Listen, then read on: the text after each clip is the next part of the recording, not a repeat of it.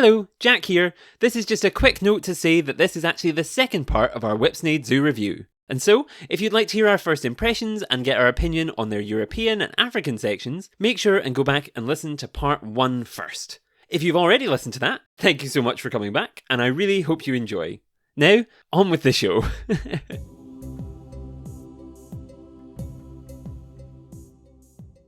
Good morning, afternoon, or evening, everybody, and welcome to ReZOO, the Zoo Review Podcast.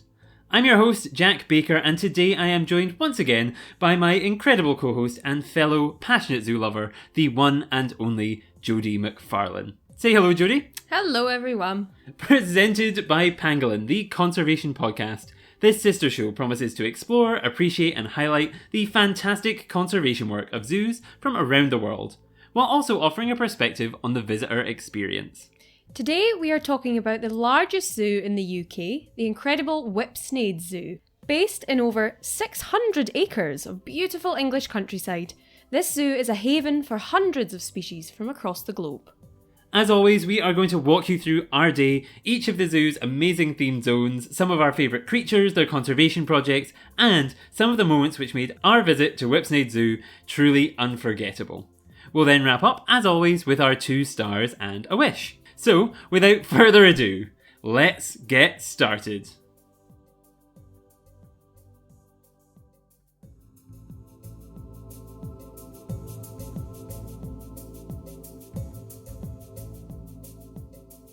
So yes, we are now kind of into Asia, and the first thing you come to, the most iconic, perhaps, Asian animal, the Amur tiger, found in Russia. ZSL is working in Russia with camera traps to identify tigers and combat poaching. And this led to the kind of creation of a green bridge. So that will kind of help reduce road collisions. So they identified, using camera trap information, the areas where kind of tigers were and where they were in danger of getting hit by cars or trucks or whatever it was, and built a special passageway for them. Which, brilliant conservation work from ZSL. There are only 400 left in the wild, so they do have to be very careful with Amur tigers.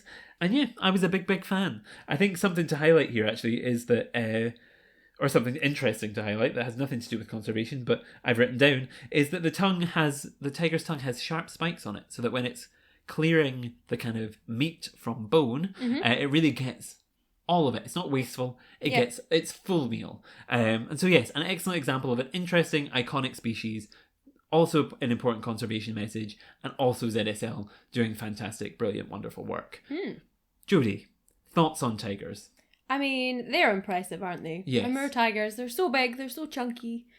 Loved them. Yeah. There was 3 as Yes. well, and I think we managed to see all 3, which, if anyone knows their tigers, knows that that's an impressive feat.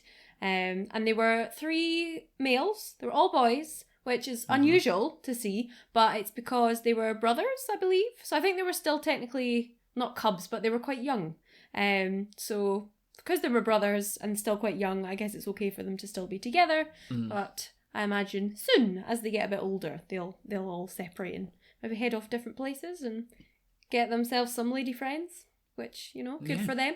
But in terms of the enclosure, I like this because the way there was like so many different areas to view it, and some were really high up, and then you came round and you were like going through the trees. So yeah, a well thought out enclosure, I think, in terms of like both for them and their space, but also for the visitors in terms of being able to see them. Yes, and also lots of platforms that we saw them actively using and kind of climbing and doing and this and that. And they kind of had the trees, the kind of natural setting to hide away in if they wanted to. There were 3 very distinct personalities. There was one that was very, very active, one that was kind of active but almost looked like it was copying its brother, and one that just slept the whole time. And I was a big fan of that.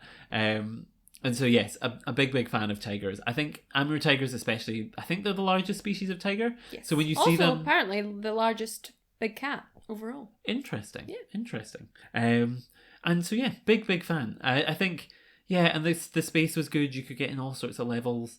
And yeah, this was the point at the end of the day, I'd clearly taken too many photos. Like, we looped around to these again at the end, and by this point my camera actually froze because it was had been used so many times that it was like, no. So, yes, they're a big fan of the tigers, and the conservation work that ZSL do. It's just fantastic, and of course, very worthwhile. Now this brings us on to the next thing, which we haven't really mentioned yet, which is you can bring your car into Whipsnade Zoo. You can. Which we did not, because we did not have a car, because we were in the south of England, and obviously we were not driving that far.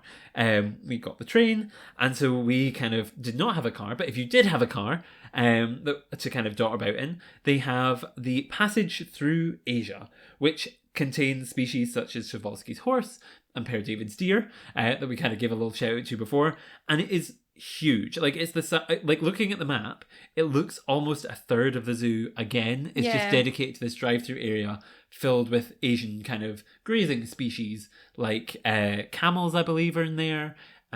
You've got the kind of Przewalski's horse, as I mentioned, which is another species that was extinct in the wild then reintroduced. And so a really cool space. I don't feel like we can comment too much on it because we did not drive through it. Drive. However, they do have a little train that you can take. So for anyone who is not in a car, there's a train that seems to cut through a lot of that area, which I guess you could take. I don't know if it was running the day that we were there, but this little railway, we passed the station at one point in the day because it's up near the tigers. So I think you get on there and you can take like a little railway around that area of the zoo, which is a really cute touch. Yes. I feel like kids especially would love that.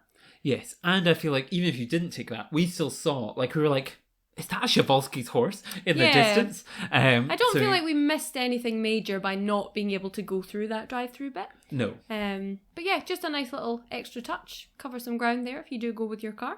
Mm-hmm. Yes. It was an excellent touch. I was a big fan. But we didn't get too close. Something we did get too close to, not too close, that makes it sound like we were almost murdered, was a sloth bear. Yes. Which I had kind of like, I haven't seen a sloth bear in a very long time. I don't think maybe ever. And so, yes, they get their name. I suppose they get their name because of their claws, which are shaped like sloths. I don't know if they have kind of shaped like sloth's claws. I should clarify. They're not shaped like sloth. Shaped like sloth's claws. Maybe there's a more technical naming convention than that. But again, they face threats out in the wild. Things like their gallbladders are used in medicine. So an interesting species to kind of see and kind of educate people about. An indoor and outdoor zone. It was one of the few indoor zones that you could actually go into, which I thought was nice. And they really thought about the animal because I think maybe it spends a lot of time indoors, and so they blocked off an area specifically for it to kind of hide in if it wanted to, which I really appreciated it. So it wasn't just like, oh, it has nowhere to hide because you can see it's indoor and outdoor space. It still had private areas, which I really appreciated. And yeah, that was the sloth bear. It was asleep, so it wasn't doing very much, but I was a fan nonetheless. I mean, I feel like it's tying in with the sloth theme, isn't it? Just being lazy and sleeping a lot, and yeah, big fan. And then Yaks. Big yes. So what a move from sloth bears to yaks. Yes, so yaks can endure negative 40 degrees Celsius, which I think is interesting. They are breeding them at the Whipsnade Zoo to try and boost numbers, and their first calf was born in 2013. So really interesting. Not much to say about yaks because they were all just lying in the sun. It was a very hot day, so they were just enjoying the sunshine. Yeah. But yeah. I feel like all I can remember of this bit of the day is that it had got hot. Yes. And it was just really chill. It was afternoon by this point. That was another thing that we mentioned at this point in the day, is that it felt like at points we were like the only people in that zoo. Like there was maybe like you could see a couple a little bit further up the path, but they still felt like they were miles away. Like it was so quiet and it was very still because it was warm and sunny. So it was just so tranquil and peaceful, and you just felt like you were just worlds away from the world and its problems. And it was just a really lovely way to spend an afternoon. Yes, I think especially having been in London for a few days, like this moment by the Yaks where we just had this like, oh, I can breathe fresh air again. Yeah, like it was so nice. You felt very far away from London. I think in that moment it was just a lovely little part of the day. Yes, I was a big fan, and I think. Yes, I don't know. The Yaks, I don't know whether they triggered this epiphany, but they certainly helped because they were also exuding this kind of chill energy, which really helped, I felt. And yeah, I was a big fan. Big fan. Another, it goes without saying at this point, another huge space. Yeah. And there was a lot of them as well. Yes. Which was nice to see, like loads, which was nice. I always like it when there's herd animals in properly sized herds because you're like, this is how it should be. There's lots of them. You're not seeing like one sad yak sat in a corner. You're seeing hundreds of yaks. Big fan. And then yes, on the opposite side from the yaks, there was camels. So Lauren, who was not with us on this day of the London trip, would have loved this because they were big old camels, and she had a little epiphany with them at the London Zoo. And so yes, really appreciated the camels. There are only though 1,000 of them left in the wild. They drink 57 litres of water. They can drink up to 57 litres of water in a day. They grow to be 230 centimetres to their shoulders. They are an edge species. If you haven't listened to our London Zoo review, an edge species is something that ZSL works with to kind of promote evolutionary diverse and endangered.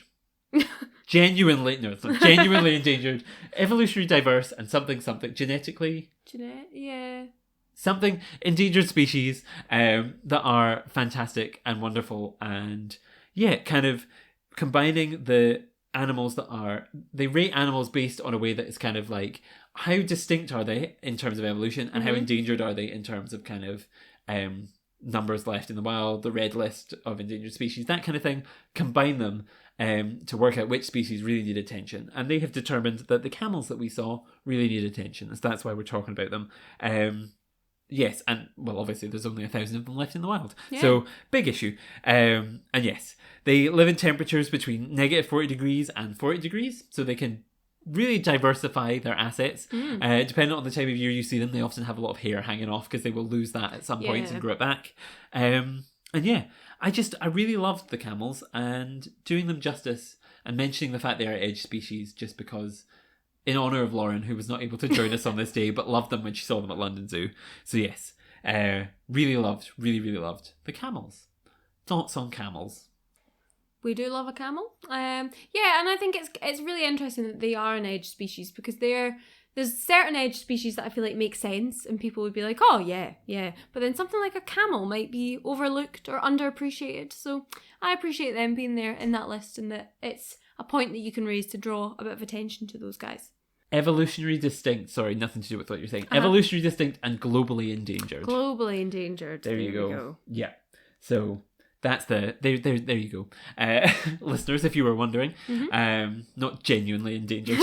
And genuinely, guys, they're endangered. So yes, really interesting. I think an important thing to highlight that these guys, they are. Despite popularity does not save you. We've recently released episodes about red pandas and koalas and giraffes and all sorts of things that popular species, yet popularity will not save you if fate is not in your favour. Yeah. So we need to focus on these kind of big popular things. I always forget also how big camels are. Yeah. Like huge. Yeah. Like, and if we're talking in terms of, we talked earlier about how the white rhinos are the third largest. If we were talking in height, these guys are feel like 2 to 3 times the height of a white rhino when you look at them. Yeah. I don't know if that's factually true or not, but they feel a lot bigger. Than probably because the humps. Their humps just seem large. Yeah. Good for them. We don't judge things on their humps, but you know. And so yes, we then come round and there is rhinos. So going from exciting thing to exciting thing to exciting thing, these are the second species of rhino that you see in the day. We've seen the white rhino, and now we shall see the greater one-horned rhino. Yes. Which is the rhino that resides in countries like India and I believe Nepal. Big kind of, they're darker in colour, so where the white rhino is more kind of beigey, yellowy, these guys are more grey, browny, blacky grey colour. Yeah. And they had 4, 5, 6, I don't even know. There was lots of Indian kind of greater one-horned rhinos. So really interesting. And just an interesting fact, I'm going to throw them in before we ramble, as we always do. The ZSL was the second organisation to ever breed the greater one-horned rhinos, and they're working in Nepal on an anti-poaching task force. They're also monitoring numbers and helping local communities to protect them. And just after I've said that I feel like camels are so much bigger than rhinos, these guys can grow to be 2,700 kilograms. It's a big old animal. It is indeed. They have 4 centimetres thick skin, and they spend 60% of their day wallowing, a bit like me. So yeah, big fan of the greater one-horned rhino. And the space for them was fabulous and could be split off into so many different sections. They had 2 whole houses. Well, I think the thing with the houses was that one was the old house. Yeah. And then this one was the new one. And was there not something about the new house? It was something quite eco-friendly, like how they heated it. I can't remember. Can you remember that? There was something about that they heat it in an eco-friendly way, I think. Or maybe it's to do with the air filtration. I can't remember, but there's something eco-friendly going on there with the new house that's been built. Again, they had little profiles telling you who was who. And then over at the old rhino house, there was a sign up there talking about how it's used as like a sort of breeding area. So like mums with new little ones can be there. I think there was something to do with that. So I don't know if the old bit will get knocked down eventually. But it's nice. It's kind of nice that they had both. And as you say, they could separate them out. And because there seemed to be a lot of rhinos. Like, we were expecting like 3 and then we just kept spotting more. Yeah. So I'm still not clear how many there were in that area, but it was Big impressive. Fan. Yeah. And I think there's something about them that are just... White rhinos to me are cool, but there's something about the face of a greater one-horned rhino that is just to me more cute and more dopey and more kind of like... I think it's to do with like the mouth. Lips. Yeah, the lip. Because obviously they are a little bit different. So, and this is another thing that I appreciate about this, is that they do have the 2 different types of rhino there. And I feel like a lot of people would just think a rhino is a rhino. But if you know your rhino facts, then you know the difference, and it's really good that they've got the 2. And maybe people who don't know that a rhino is not just a rhino can, well, maybe question why they've got them in 2 separate areas of the park and find out more about them and be able to notice those little differences and appreciate all the different species and subspecies for who what they are and how wonderful they all are. I can't picture in my head, like, I can't picture another zoo which I've been to that's had both. Yeah, generally you'll have one type of rhino.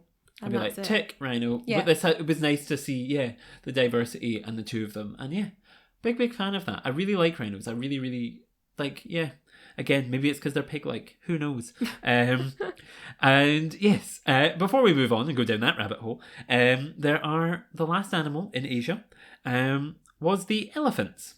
And ZSL is working in Thailand with new tech and communities to tackle human-wildlife conflict. Because elephants are elephanting about. They will eat farmers' crops. And so that creates a bit of kind of issue with people, which makes sense. If they're coming to steal your lunch, you would be naturally a bit annoyed with them. But it doesn't really justify killing them. So they're trying to kind of work with the communities and trying to use technology and all of these things to kind of restore habitats and help the communities to kind of find work and find solutions that will allow them to live in harmony with elephants and kind of work for the best of both groups. You're not just kind of saying, oh, you can't do this to a certain group of people because it's going to hurt the elephants, and you're not kind of stopping the elephants, you're finding a way to work everything together. Help them coexist. Yes, which I think is really important. And they're not doing obviously anything that the local communities I don't think would be uncomfortable with, which again I think is really important in conservation, that you don't just bulldoze a culture and a way of life because you think an elephant's important. You have to work in tandem, and when you do that, you get very fruitful results. And so I think they're doing that there, which is very, very important. What's some interesting things about elephants is that they are so aware that they will recognize themselves in a mirror. So they know what they look like. They're that kind of switched on and self-aware. They eat 300 kilograms of food a day, much like myself. They weigh up to 6,000 kilograms, much like myself.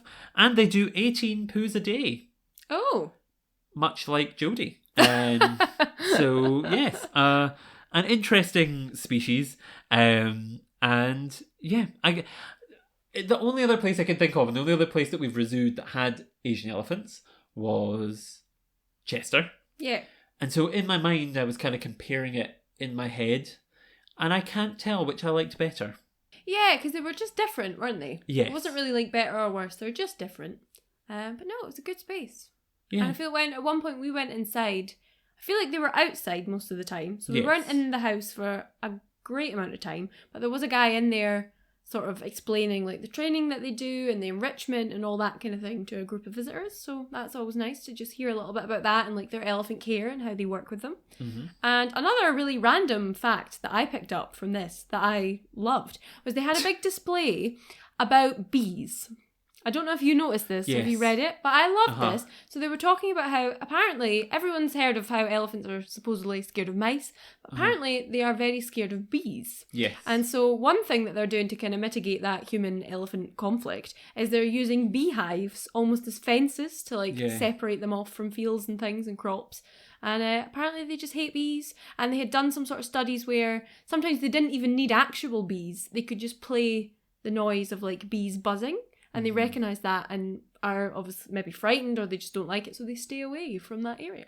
Interesting. And I don't know why they don't like bees, but I don't particularly love bees. I mean, I appreciate bees for what they do, but I don't always want to get too close. So I feel like me and the elephants, spiritual connection there. And what's their kind of opinion on queen bee? Do they play them? Any single ladies? Any? Not sure. I mean, surely that wouldn't make them stay away. Surely that would make them just like, yeah. So Maybe that wouldn't work. Yeah, I'm somewhere out there, our listeners laughing to that joke. And if you are, thank you so much. I value you more than anyone else. But no, I think it was really interesting. It was nice to see them. And yeah, a big space again, huge house, interesting educational stuff. So again, big ticks all round. And that kind of brings us back to base camp. That brings us to the end of kind of the main themed zones and into an area which contained. And I'll list them off quickly, but we'll cover them each individually as well. Which contained HullabaZOO, which was a farm area, an aquarium, a butterfly house, lemurs, chimps, otters, and red pandas. So we're back to base camp. I don't really know kind of how they themed or grouped these animals, but they kind of worked together. And the first thing, of course, on that list was HullabaZOO, which was a farm. Thoughts? So HullabaZOO was we do love a pun. Like a bit for children, I feel. It was like a little petting zoo. There seemed to be like play parky things and little rides that they could go on, and it just generally sounded like there was chaos coming out of that area. Like we didn't even have to get too close to pick up on that. So we sort of looked at that, had a look on the map, you know, got a grip of what the theme was, and quickly decided that that was a big fat no from us. So we did not go into HullabaZOO, so we can't really comment. But if you had kids, I reckon this would be your bag, because you could just take them there and they could run about there and burn off some energy, and they'd be grand. But yes, we sort of sidestepped HullabaZOO, but I appreciate it for what it was and how much certain visitors would love it. Yes, I think our problem with HullabaZOO was that when we went, there was a lot of school trips in. Yeah. And this seemed to be the area which the school trips were It was very much congregating. Like Screaming Child Central, wasn't it? Yes. So we kind of looked from the outside in and went, this looks fun for another day. What's next? What was next to HullabaZOO, actually, which is worth pointing out, is what looked like maybe a sea lion pool? Yes. So I'd be intrigued to know kind of the history of that and where they went and what happened there. But there was no kind of signage at this point. Maybe it looked like they were developing it or working on it or something. Yeah, it kind of looked like a building site when we were there. So whether it's being renovated or that's being sort of bulldozed and something else is going there. But I mean, people love sea lions, and I feel like it would be a nice addition. And it looked like quite a big space. I would have been intrigued to like look inside and see what it looked like. Yeah, and see it in its prime. I think would have been interesting. Yeah. But yes, from somewhere where there was no animals to somewhere where there was some, it's underwater animals too. There was the aquarium. Yes. Which we walked in, it had its own little gift shop, its own little area. You kind of go through and it becomes very dark all of a sudden, especially on a sunny day where it became like pitch black because your brain is used to bright sunshine, and then you're into the pitch black. The aquarium opened in 2019 and it explores everything from kind of flooded forests to kind of underwater kind of sea areas. There was geckos hanging from things. There was everything. There was, I think, animals that they said were extinct in the wild, and it gave you this kind of, what was nice is it also gave you a peek into kind of the behind the scenes of ZSL's work. Yeah. It kind of had all these little like tanks that kind of highlighted, oh, we're doing this and we're doing that and we're doing this, without kind of having to dedicate a huge amount of space, because obviously it's contained within an aquarium, which tends to be a bit smaller. So I kind of appreciated that. I like this as well, because it wasn't just your sort of typical aquarium that had your crowd pleasers in it, like, oh, here's a bunch of clownfish or whatever. Like, all of the fish that were in there for a purpose, because they were involved in some sort of project that ZSL were working on. So it was maybe like lesser known fish or ones that were struggling out in the wild. Like, so it felt like that aquarium was there not just to be part of an attraction that people can go and see. Like, that is there for a purpose because of the work that they're doing. Yes. And it just so happens we can go in and see some fish as a byproduct of that. But I just liked it. Yeah. I just liked it that it wasn't your average crowd pleasers. Yes. And one of them, I've written down a fact that I quite appreciated, which was the mangrove killifish was present.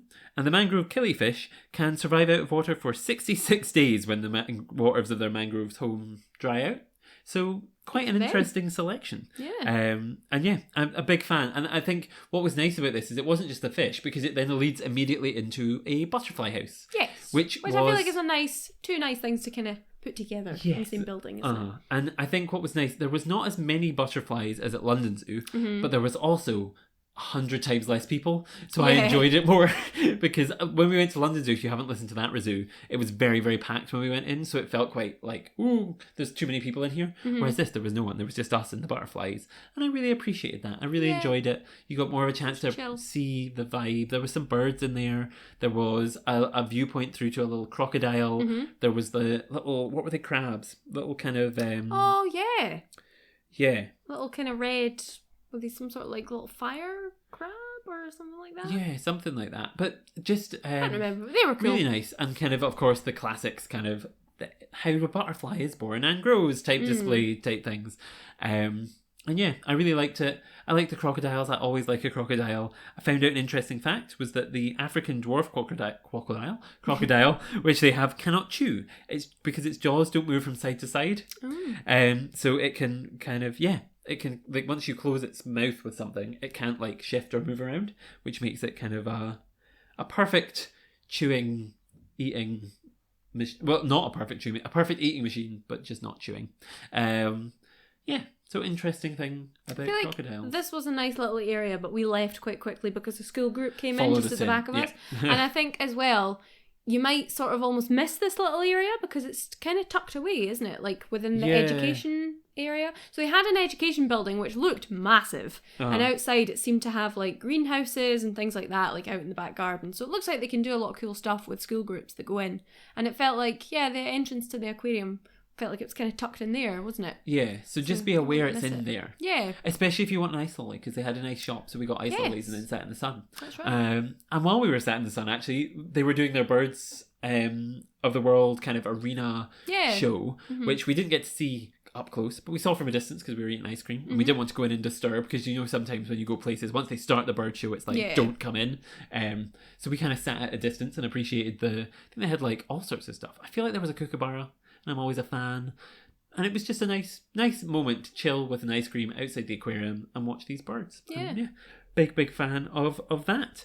And yes, that brings us to the last kind of mammals of base camp, and the last mammals we'll be discussing, which are the lemurs, chimps, otters, and red pandas. So starting with lemurs, they live in matriarchal groups, ring-tailed lemurs. They had a huge lemur island, and actually it's the first thing you kind of come to when you walk in. We just kind of came to it last because of the route that we took. And they were all kind of chilled, but it was a huge space. You couldn't sort of walk all the way through the walkthrough properly because it was still closed for COVID, but you could walk around the outside. Yes. And didn't really see any, but yes, very big space. Yeah, they were in the little house. Oh yeah, at the end. Yes, I remember. But yeah, that was a big space for them. And so yes, that was good. The chimps I thought was excellent, and a huge space. And they were kind of they have this whole indoor kind of gym set up, which is quite interesting. Chimps were apparently the first animals ever observed using tools. And chimps are the closest animal that's related to us, I think. So really interesting. Nice to see them. Always well, actually, no, you hate chimpanzees. Did this make you any more fond of chimpanzees? No. Okay. I mean, I like their enclosure. It was nice that you could go all the way around. But chimps just freaked me out a little bit. Yeah. But good enclosure for them. And there seemed to be a lot of them as well. Yeah, I was a big fan. I was a big fan. I enjoyed the chimps. Otters. I have a fact about chimps, if you want one. Yeah. Because I have to talk about them at work and feign enthusiasm. They have been noted to have, like, you can teach them sign language, basically. So some chimps somewhere in the world have been taught American Sign Language. Yes, and then there's other chimps who, I just saw this video on Instagram of a chimp, and throwing its own feces, but it lands right on this granny's face. So they're a spectrum of intelligences and abilities, much like us. So yes, very, very interesting, wonderful animals. I like how I say that after I talk about it, but it all comes back to poo. It's been a theme. Otters, once again, they feature. I feel like, listeners, if there's an episode without otters, we've failed. I know, they're just a staple, everywhere, aren't they, in everywhere. collections. But everyone loves an otter. Yeah, I didn't have much thoughts. They were being especially cute, crawling all over each other, which was very sweet. Yeah. But yeah, I didn't have much thoughts on otters. They had a fairly big enclosure, and it was quite sort of leafy, and like they had their water around the outside. They were just otters being otters. Very cute. Sunbathe them. And I feel like putting something like otters with red pandas, it's like you're hitting the little sort of cute. Yes. The cute fuzzy vibes. Yeah. It made sense that they were all together. So that was like a cute little corner. Yes. So yeah. Red pandas, mentioning them. Yes, my you faves. love a red panda. So let's finish strong. What do you love about red pandas? Oh, so I've got, what do I love about them? What's not to love about them? They're the best. So we went, and there was like, when you're approaching the red panda enclosure, you hit this other little tree that had a sign on it being like, the red panda has moved. So I take it that's where the red panda used to be. And I'm glad that it had moved, because that first enclosure was kind of just like a tree with a wall built around it. So it's moved. It's got a really big enclosure, lots of trees, and we saw the little guy just like up there chilling. Seemed to be only one, and I later found out when we got home that the little baby red panda from Edinburgh Zoo, the lovely Ruby, was moving down to Whipsnade Zoo to join that little guy, to be a little partner for him, the very next day. Yes, because we were in the taxi, like, leaving, and we were like, Ruby is coming. So Ruby arrived, like, the day after we had been there. But yeah, because the one thing I was, like, thinking was, he's really cute, but I wish there was, like, more of them in there with him. Give him a little pal. Yeah. So the fact that not only he's getting a pal, but he's getting Ruby. Yes. We know his little pal. So I hope she's settling in well, and I hope that they're very happy in their little new tree home together. Yes, I think so. I'm sure they will be. I'm sure. Any interesting facts that you like about red pandas that you want to share with the listeners, or just your undying love? They're just so cute. Yeah, fair. They're just cute. Fair. Like we discussed in one of the previous episodes about how I have been described as cynical and joyless. So there's not much that gets me like really overly enthused. But red pandas is one thing where I'm just like, I feel like a child when I talk about them. I love them. I'm smiling right now as I'm talking about them. This is the most animated I've been throughout this whole ReZOO. Yep. I just love red pandas. They're the best. Yes. Big fan. And a perfect thing to end on, because we have now voyaged through Europe, seen things like bears, bison and wolverines, travelled to Africa, seen things like rhinos and giraffes and oryx and hippos and cheetahs, then to Asia, where we saw tigers and camels and yaks and elephants and more rhinos, and back to base camp, where we saw all sorts of wonderful things like lemurs and chimps and otters and red pandas and aquariums and all sorts of stuff. And that brings us then, through all that journey, to the end, to our bonus stuff section, which I feel like we need to rename because it's a very boring title, but I think bonus stuff sums it up, because nothing really else works there. Yeah, because it's always just like weird and wonderful random stuff that's thrown in at the end. Yeah.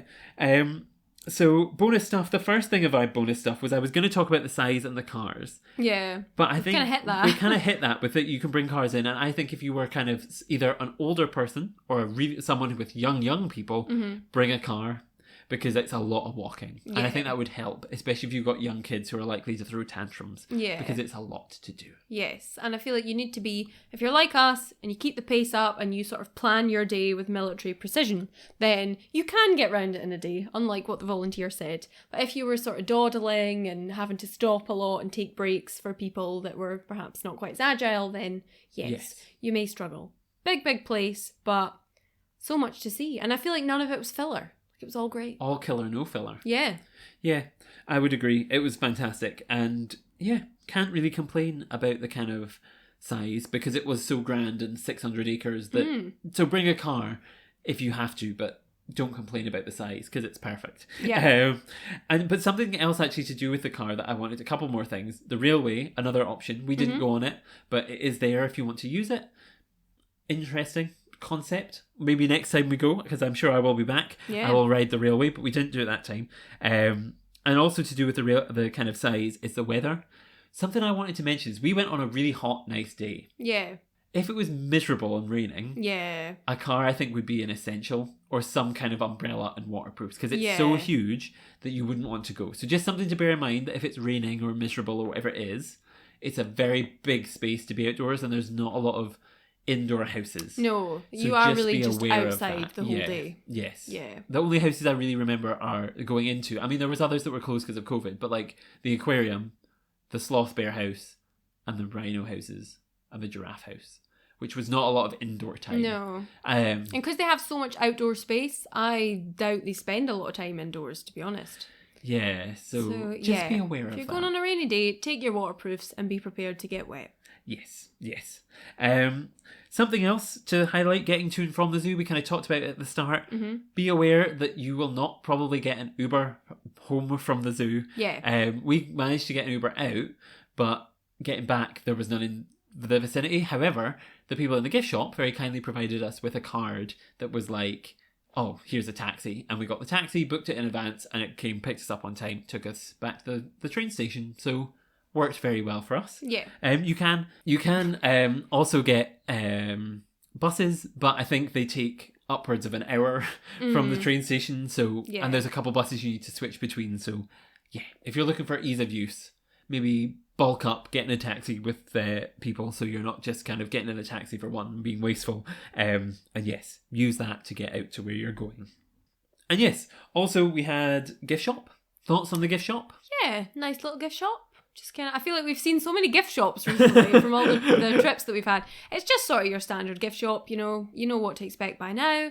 I got a cute little notebook, which I have used every day since, because it's come in very handy. It's kind of pocket sized, so it works for keeping in my pocket at my new job.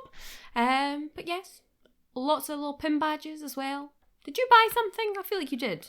Not at Whipsnade. I bought the pin badge at London Zoo, but not at Whipsnade. I did buy the guidebook though, which I would like to bring up and give an honourable mention to, because just like the London Zoo guidebook, this is fantastic. Yeah. And I almost prefer this to the London Zoo guidebook, because where the London Zoo guidebook was slightly disparate in its ordering of things, this is grouped in by like Asia, Africa, this, that, and the next thing. And so you kind of have a really easy guide to the animals you're seeing right in front of you. You can flick between. It also has facts about the places and the kind of zones. Yeah. So it has facts about Europe, facts about Asia, really, really interesting. It also has kind of stuff about what's going on at ZSL, their conservation work. It has a timeline, which the last one had as well. I'll run through the timeline quickly. Let's have a look at the history.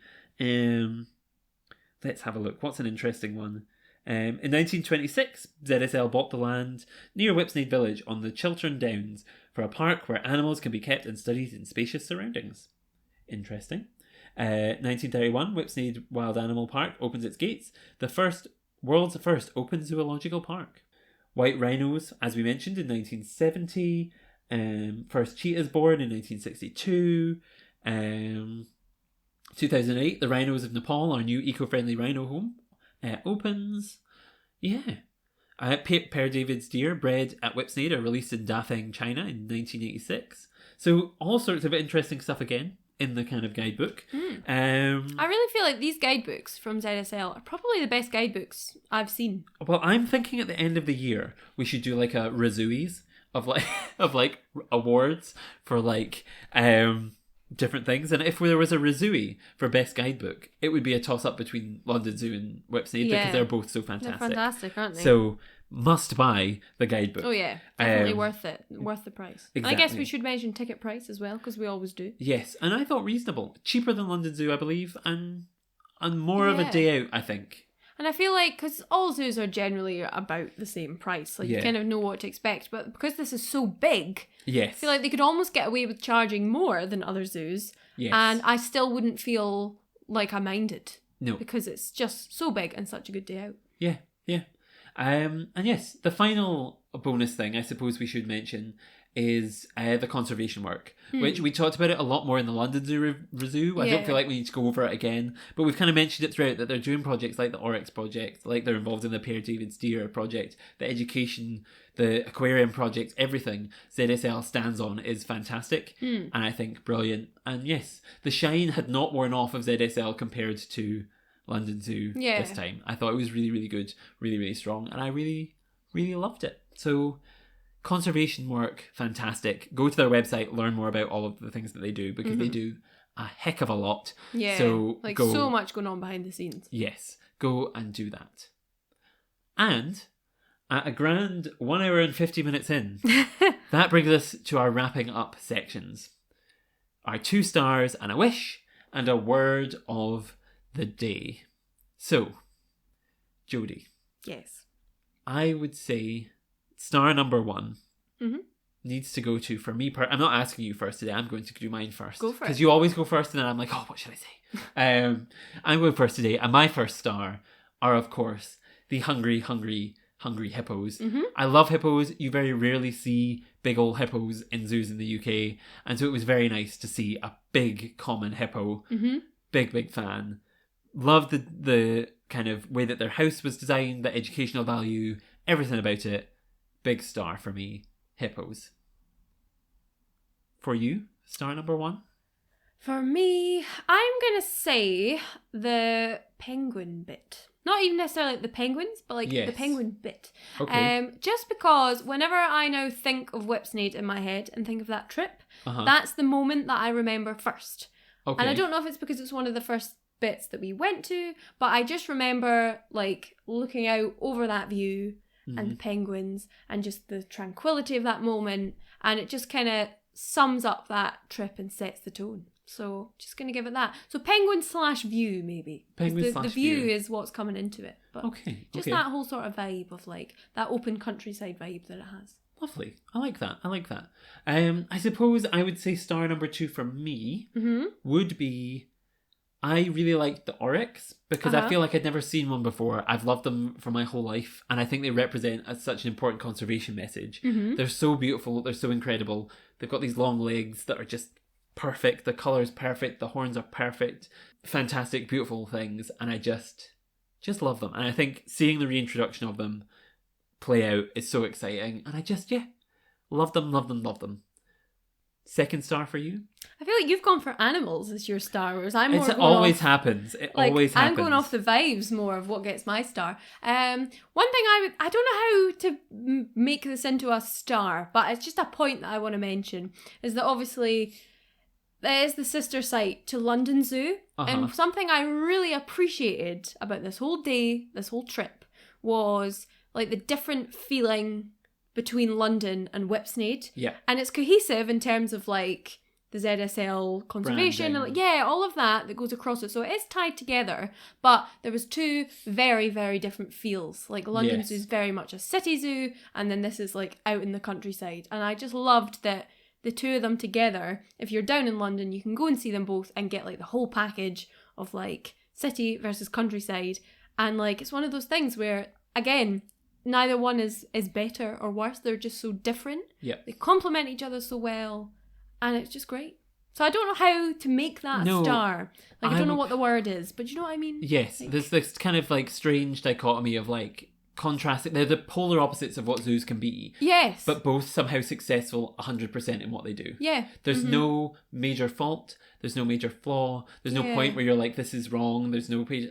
They work in this kind of relationship of they just work in harmony in a way that is so perfect and just shows everything, the spectrum of what zoos can be from one end to the other. And I just think fantastic. Yeah, I would agree. Yeah. I would agree. So you see what I mean? It's not really a thing that I can sum up in a star. It's just about the vibe. It's a vibe. It's a good vibe.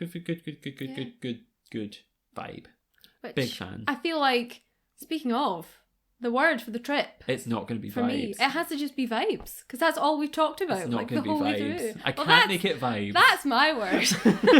I feel as these are going on, like, We're my getting words conceptual. are getting very rogue, very conceptual, and then you're always like, no, let's give it a proper one. Soon we'll be post-verbal. We'll be just like making noise. What's your noise of the review? It's like, woo! Like, yeah, okay.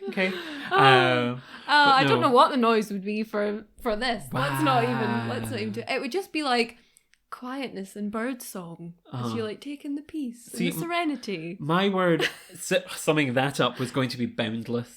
Oh, there's a good... Yes, because let's it go felt with like that. you were on this plateau with the rest of the world in front of you, Yes. and this kind of surrounding of perfect nature and wildlife from across the globe that felt like you had these boundless possibilities. If you wanted to be in Africa, you could be in Africa. If you wanted to be in Europe, you could be in Europe. If you wanted to be in Asia, you could be in Asia. And if you wanted to look out at the English countryside, it felt boundless. So that's where I was going, more than vibes. But I mean, it sounds much more articulate than what I said. I said at the beginning of this episode, I'm just here to vibe check today. And I feel like that is what I've done. And Whipsnade, the vibes were immaculate. So thank you. Oh, we didn't do wishes. I have none. You have none. None. Officially none. It was too immaculate. I loved Really? it. There was no... Well, no. If I had one wish, it's really hard because I just loved this whole day and it was all excellent. If I had one wish, and I feel like this is kind of similar to what I said for London, but you know how at London Zoo, they had split the map into like the pink route, the blue route, the orange route? Because this is such a big park, it would probably be helpful to have some sort of route system so that people could follow. Because otherwise, like, we walked in and we're pros at this now at planning a route, but even we felt overwhelmed because we were a bit like, whoa, where do we go? So maybe some sort of suggestions for routes to take and... Because, I mean, the volunteer kind of did that verbally, but it would be nice to have it on the map or on the poster. Yes, I would say so. I think if I was being really nitpicky, and it was really, really nitpicky, I think some of the signs that we saw as we went round looked a little unloved. And not in a bad way, they just seemed old and just kind of faded and just kind of like, could do with sprucing up. Just a little bit. All the information was still solid, all the pictures were still nice and everything was still there. It just felt slightly old. So that would be my wish. So nothing major, I don't think, on this one. No. Just kind of maybe some new signs, maybe some more guidance. And yeah, can't complain. Oh, and on that note, that brings us to the end of yet another ReZOO. Thank goodness, not a moment too soon. This is the end of our London trip. So we did London Aquarium, we've done London Zoo, now we've done Whipsnade. I feel like we've covered huge amounts of London tourist attractions, but if you have more down there that you want us to ReZOO, let us know and we'll go and visit. Thank you so much for listening, listeners. I hope you've enjoyed it. I hope that this has been somewhat comprehensive and understandable, because I think we've gone off the rails slightly at several points, but love you for listening. Thank you so much for doing so. If you would like to support the show, you can do by following us on social media. We're at Pangolin Podcast on Twitter, Instagram, Facebook, and LinkedIn. So go and follow us on there. You can also subscribe to the podcast on your podcast streaming service of choice, whether that be Spotify, Google Podcasts, Apple Podcasts, wherever you listen, we're on there. So make sure to subscribe. And also go and support ZSL, Whipsnade Zoo, London Zoo. Everything they do is immaculate and perfect and wonderful and great, and I loved it. And yes, that brings us to the end of the ReZOO. Thank you all so much for listening. Thank you, Adam and Holly, for giving us some top tips before we visited. Thank you, ZSL, for being so fantastic. And yes, I guess that brings us to the end. As the clock ticks slowly towards 2 hours of recording, we need to wrap up. So until next time, thank you all so much for listening, and goodbye. Bye.